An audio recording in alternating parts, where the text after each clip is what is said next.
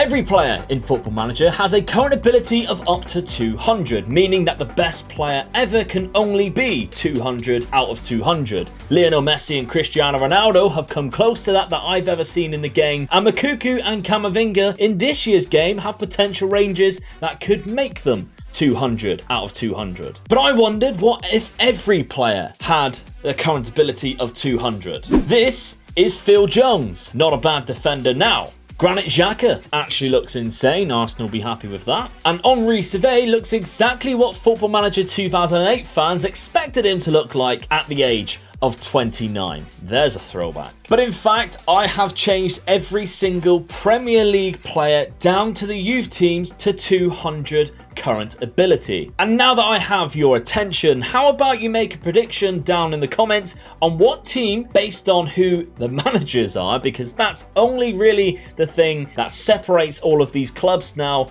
will win the Premier League. There has never been a more fair opportunity to have this debate until now, so let me know down in the comments.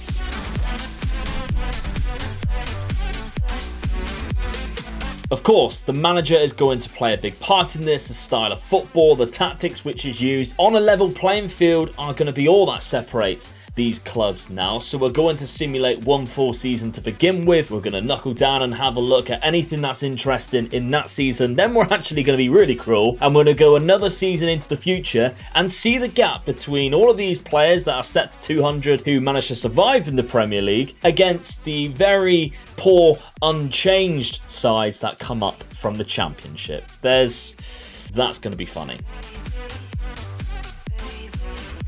Okay, so here we are, one season in the future, 7th of June 2021. Arsenal have won the Premier League. Arsenal fans are very happy, in fact. Manchester City second, Tottenham third, Burnley are fourth place. Liverpool, Manchester United and Villa fill the other European spots. In the relegation zone though, Leeds, Newcastle, Southampton. But look how high their points tally is. 40, 42 and 44. Now there is a myth or something that always gets said every single season, and for these relegation teams, get yourself to 40 points and you are safe. Most recently it's been 35 and you've been safe. This season though, I mean Chelsea there, 17th place in 44 points. And what I do find quite funny is some of the stats that we can see here, the player stats. Oli McBurney, 17 goals. He picks up the golden boot. He looks incredible. We have Billy Vigar, never heard of it. He's English, from Arsenal's youth academy. A lot of 18s there in his physicals. He's picked up the second most amount of goals. I mean, this guy's popped up the highest average rating and the most goals. And he's scored a lot. He's only got 12 finishing. He's a striker with 12 finishing, but the rest of him is that good. It does not matter. Granit Xhaka, who we talked about earlier, has managed to pick up the most assists with 12. So, I mean, he does look world class at this point. So you cannot deny that. So far, this is quite interesting. What a season Burnley have had, by the way. They've also won the FA Cup on penalties to Arsenal, who managed to get there as well. They almost picked up the double. This man scoring the most amount of goals for Burnley in the FA Cup. And Manchester City continue their rampage, winning the EFL Cup, the cup that nobody really cares about. But a competition that everybody really cares about, Manchester United defeated Manchester City 4-0 in the Champions League final. Honestly, you do not know how happy that makes me feel. Usually in all of these simulations, Man United never do as well as this, and beating their Manchester rivals 4-0 in the final would go down in history for me. Liam Delap there. Everybody talks about Liam Delap. Phenomenal player. If he is set to 200, we can agree with that. I just like seeing these players here that I've never heard of in the youth teams and seeing how bloody good they are. Like, imagine if you got this guy through in your youth intakes or something like that. And then like seeing Kai Havertz, who's obviously a really good player already, and going, not much difference, to be honest. That's how good Kai Havertz has been, to be honest. And Donny van der Beek just somehow keeps popping up in this simulation. I've run a few tests on this, and one time Donny van der Beek was just World Player of the Year, and to be honest, he looks insane. Let's take a look at some awards then, starting off with the English Premier League Player of the Month. Now, it's an award that we don't really usually look at, but I just thought it was quite funny to see this because there's only really two recognisable names that I see here, and I know a lot of players in the Premier League: James Ward-Prowse and Oli McBurney. Other than that, haven't heard of any of these players, and not really from the clubs that you'd expect to pick up a Player of the Month trophy. So that's quite fantastic. If we go to English Division, is that the Golden Glove glove. So this is the goalkeeper. It is this man, Aston Villa's Akos Onodi. He is 19. Yes, he is very good. Let's take a look at Footballer of the Year. Josh Wilson Esbrand. Again, viewers, if you heard of them, let me know. Or if they actually are quite good in real life, let me know. Wow.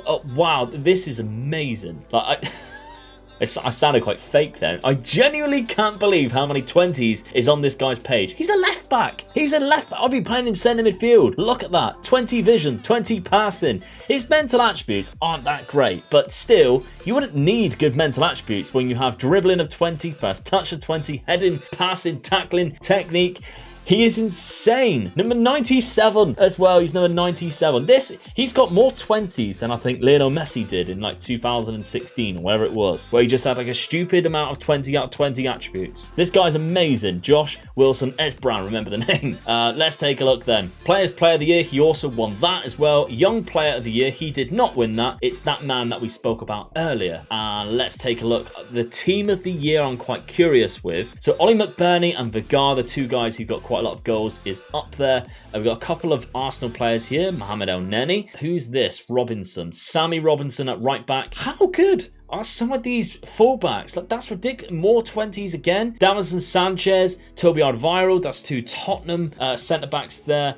Obviously, the guy we've seen there, Hamilton. Yep, absolutely insane. And H. Griffiths, another Englishman. He's not as good as what I anticipated he'd be. Still a very good player. Another page I thought would be quite interesting to look at is the manager movements. And I did highlight the managers at the start of this simulation as something we should be kind of looking on, because obviously every player is set to 200. So really, the only big difference is how good the managers are. And we can see some big ones being sacked here very early on. I mean, let's go by... So the earliest is David Moyes and Thomas Tuchel, both on the same day, for a poor league performance. Maybe one started a bit of a rumble for the other. Ralph Hasenhuttl was out a couple of weeks after, replaced by Rafa Benitez, looking to come back to the Premier League by the looks of it in real life, as of recording anyway. Sam Allardyce was left the Boxing Day. That's harsh. That's poor. Poor etiquette from West Ham, releasing him on Boxing Day. Replaced with Erik ten Hag, who I think is the Ajax manager. Really good. But this one, I mean, this is Thomas Tuchel in real life. Ole Gunnar Solskjaer was sacked the 13th of January, replaced with Massimiliano Allegri, who then went on and won the bloody Champions League with Manchester United. Good move there from Ed Woodward is something that I'd never thought anybody would say. Bielsa out the door on the 16th of January, Steve Bruce. And you can see the rest here. Michael O'Neill, Carlo Ancelotti leaves. David Unsworth has come in. Rafa Benitez was sacked even though he was just come in. For Ralph Hasenhuttl at the end for poor finances, The only thing that I can think about the poor finances is if that he had to keep offering all of these players who are on youth contracts, new contracts, and they wanted obscene money. Because this looks like it's coming up more often and it's something I've never seen before. What is quite funny is the transfer window though, because obviously nobody even needs any players. Manchester City was the only guy to actually buy a player. Why they bought a player, don't know. I mean, he's never going to be good enough compared to the rest of them, who won't ever play any games. And on the players on the outs, 7 outs for Crystal Palace. They're just looking to just get rid of, and most of it looks like it's all loan deals anyway. Nobody is getting rid of these players. So let's go and simulate one more season and see how the very unlucky Championship teams will fare against the Premier League elite. Okay, we're back. 2022. Manchester United are champions. Allegri is the man that we need to bring in. Manchester United fans, do you agree? Arsenal second, Tottenham, Chelsea third and fourth. Chelsea, a massive upgrade there from 17th. But let's look lower down. And unfortunately, the 3 teams that came up all went back down with 5.6.7 points. Forest, Brentford, Cardiff. They've got 1 win each. Is it against each other? Forest, Cardiff, Brentford. Yep. I mean, you could not write it. Each of them got 1 victory each. It was against each other. Forest picked up 2 draws against the other 2. Brentford beat Everton. Fair enough. That's not bad. Cardiff, they beat Burnley and Leicester. So well done Cardiff, managing to do that against a full 200 out of 200 team, because they're all still here. I've checked and not a lot of players have gone down or anything like that. So far, as anticipated, the clubs coming up have gone straight back down with very little wins. What's also quite funny is their goal difference, minus 108. Minus 107, minus 112. Cardiff had the worst, but they were the highest out of the 3. But look at the gulf in between Sheffield United and Cardiff. 7 points to 52 points. We said in the last part of the simulation, it was 40 points was your safe zone. 52 points, got 17th in the league. That is outstanding. Let's take a look at some player stats then. Timo Werner, 32 goals. Huge amount of goals for Timo Werner this season. He played 36 games, scored 32 goals. That's outstanding. Considering the defenders and goalkeepers he's coming up against are also set to 200, he's done very well there. Rob Harker from Burnley, never heard of him. Very good though. And this man, Kamari Simon Svaya, looks like more of a winger in my opinion, but still, he scored 17 goals this season. Rob Harker actually got the highest average rating too, joint with this man in the Liverpool, who's now number 10 for Liverpool. Not bad at all. Will Rickard, most assists. How many greens can you get on a page? Will Rickard on that right side midfield there. Absolutely outstanding. Good to see Bruno Fernandes still doing it. This is what Bruno would look like if he was set to 200 at certain points during the actual real life campaign. It genuinely feels like this is what Bruno Fernandes should be like, and then sometimes he doesn't exist at all. Anyway, we move over to the FA Cup. Tottenham have won that 2-0. They beat Liverpool in the final. And the cup that nobody cares about, Arsenal won 2-0 against Chelsea. Now, what I didn't actually do is load through the Sky Bet Championship, so we couldn't see exactly what happened and everything, but Southampton, who went down, won it. Leeds were the runners-up, who also went down, and the third place was Newcastle. Don't know whether they've been promoted through the playoffs. I'd imagine so if they've still got their players at 200. Tottenham also managed to beat PSG in the final of the Champions League 1-0. So that's outstanding. They still have Harry Kane as well. Unlike real life, Harry Kane decided to stay. He doesn't look that amazing. Set to 200, his pace still left a little bit to be desired. And what I did find interesting was finding all the players that have left the English clubs and moved on to other clubs, like Raheem Sterling here, as we can see, 23 years of age, from Spurs, £6 million. He scored 27 goals in 30 appearances in the Liga NOS. He also managed to get 7 goals in the Champions League for Porto. So I'd imagine a few of these clubs from other countries doing well because they're picking up the English clubs players. Raheem Sterling here, for example, set to 200. Doesn't look that amazing, to be honest, playing for PSG. Europa League, funny enough, was actually won by Inter Milan, who managed to beat Valencia in the final. I do see, though, they've got a few of the players from the English leagues, including Michy Batshuayi and Divock Origi, obviously both set to 200. They've ditched Romelu Lukaku and Lautaro Martinez, and they've used these two instead. Danny Welbeck there for Valencia, rolling back the years. So looking at awards again then, Player of the Month, we can see here again, Ollie McBurney picking up 1 or 2 there. Granit Xhaka in with contention. The rest of the names I don't quite recognise. Let's move on. Who managed to get Golden Glove? It was Philippe Marchal. Again, the Aston Villa goalkeeper. A different one this time round, which makes it even funnier, but somehow he's managed to do it. That's quite funny how they've managed to win that twice. Footballer of the Year is William Asula. 18 years of age. Phenomenal. Almost swore. Phenomenal. 5'11", plays up top and in behind. Maybe that's probably the best place to use him with the amount of 20s that he has, passing, vision, that kind of thing. Great concentration and unbelievable player. Did he win Players Player? He did indeed. Young Player of the Year was Rob Harker. We've seen what he is about already. Let's take a look at what about Manager of the Month? Who's been winning Manager of the Month? Didier Deschamps is at Fulham, which is quite funny. Roberto Mancini, the Italian manager. We're seeing all these international managers that we're enjoying at the Euros right now. That's the French manager and the Italian manager at Fulham and West Brom, which is quite phenomenal. Jose Mourinho is actually back at Tottenham. Yes, that's funny. Manager of the Year was actually Allegri, and the season before was Arteta, so something we didn't check out at that point. Team of the Year. Let's take a look. So Team of the Year has a lot of Manchester United players who you'd expect. Is this Charlie McCann? No, that's a different one that I'm thinking of. I'm thinking of Charlie McNeil, who's the guy who's banging in the goals for the youth team. But this guy is still really good. Centre midfielder. Bjorn Hardley. No, he's Dutch though. He looks fantastic. We've got Rekic there. That man who won the Player of the Year last year. Ryan Sessegnon. I mean, 19 and 18 pace, he's going to be good.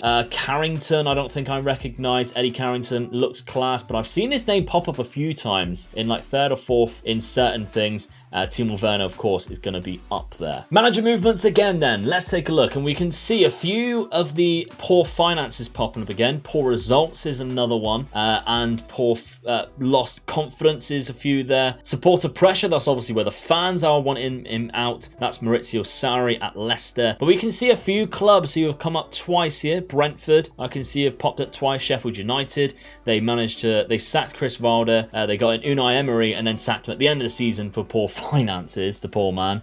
Dean Smith, poor finances again. There's a few who have got that one, and I do feel bad. Eddie Howe, I think that's like the third time he's been sacked on this already. And let's take a look at the transfer window then. On the ins, Nottingham Forest, which is a promoted team, obviously, managed to bring in 5 players. The other promoted teams, Cardiff and Brentford, didn't bring in any. And I find that really bizarre. I'm not quite sure why that is. Surely you would just try and loan a few of these Premier League players out and just try and make a team out of it. On the outs, though, we can see Forest was at the top, Brentford, Fulham, who obviously sold the most amount of current ability of 200 players. Sam Johnston there going out for West Ham. He looks amazing. He's playing in Portugal now. There we go. There's a few big ones, including the highest received was Trezeguet from Aston Villa, 27. The Egyptian Trezeguet has gone to Barcelona. Huge transfer for him, and after that, it's quite low there. I mean, if we do biggest sales, Scott McTominay's there. Going to Dortmund.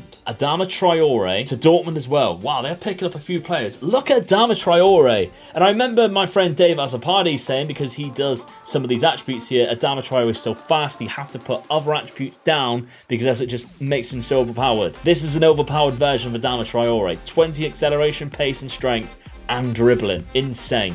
Right, the last thing that we're going to check, and I actually cannot believe this has happened, but somehow Robert Lewandowski has still won the Ballon d'Or. And weirdly, that makes me so happy that even with all of these players that are set to 200, the man that in my opinion was robbed of last year's award when they didn't decide to give one, won it the next year. And I think we're going to end the video on that. Robert Lewandowski, you're our footballing god. You can even beat players when they are set to be the best players in the world. There's like 600 of them, and yet you still win the Ballon d'Or.